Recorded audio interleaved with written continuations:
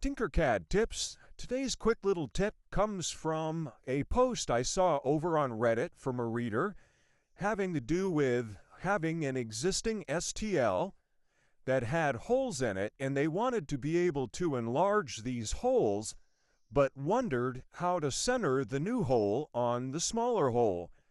So we have our existing STL here. This is not something that I created in TinkerCAD. I imported it. There's no way to ungroup this. And let's say these are 4mm holes. If I were to take a new cylinder here, a whole cylinder, and let's say I make it 6mm, and we'll bring it up a little bit. There's really no good way of exactly centering this over the existing hole.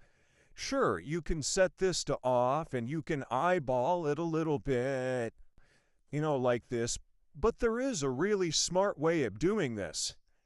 So let me show you that. Let's take this whole piece here and let's move that out of the way.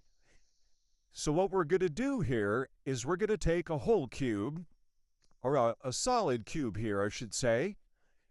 Let's drop that down over here. Let's shrink this down flat. We want it to be a little bit narrower than this part here.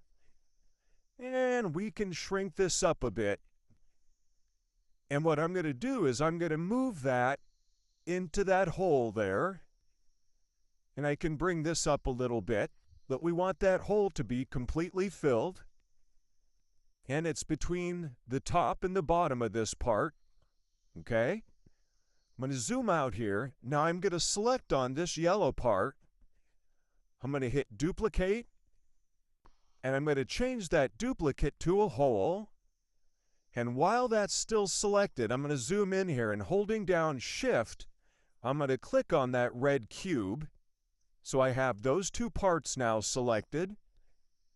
I'm going to click on Union Group. Right here, Union Group. And voila! What we now have is a solid that's the size of that hole. Now I can take our new hole shape over here, the 6mm one, and without changing where this is, I'm going to shift select on that one. I'm going to click Align. I'm going to click on this red part so that it doesn't move. Everything will be moved in relation to it. We'll center it this direction, zoom out. Okay, I can click on that hole shape. I can sink that down into the yellow part. I can shift select the yellow part, and I can hit Control G or Union Group those together. I now have, whoops, I missed a little bit at the bottom. Let's quickly undo that. Click on that again. Just the whole part here. Sink it down in there a little farther. Shift select, Control G.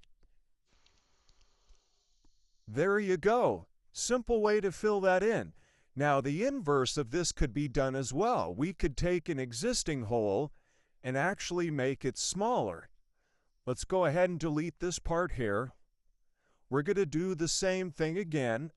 I'm going to grab my box shape here. I'm going to shrink this down quite a ways. I can bring this up a bit. We can make that just a little bit smaller. Let's move that in there. There we go. Same thing again. I can select on this yellow part, Control D to duplicate, make that a hole, zoom in, Shift select that red part, Control G to Union Group. Okay, now I'm going to lift this straight up. I'm not going to change its position at all. Okay, now I can take another red box here. Let's bring this down, resize it a bit. Let's move that in to fill that hole. Go that way, go that way. Let's bring the top down, and we'll trim off part of this in just a moment here. Okay, now I still have this red circle up here. So now let's say I wanted a 2mm hole. I can bring that out. I'm going to Alt-Shift, click on a corner here. We'll make it 2 millimeters. Zoom in. Let's make it a bit taller.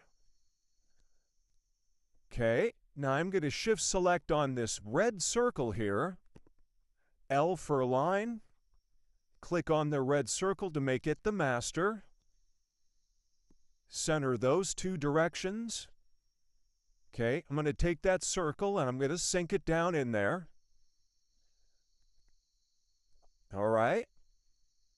Now I have that red box, I have that drop to the bottom. Now to trim off the top of this box, what I've found the easiest way to do this is to drop another box up here. Shrink that down and let's move that over here. There we go. We can get rid of this red circle here. I'm just going to click delete. Now I can take all of this, Control G, union group those together. Now a lot of times you'll get a little bit of a remnant here where that one box was at, but if you go to print this, that remnant won't be there. But there's a quick way to align whole circles and either enlarge them or shrink them. As always, like, follow, repost.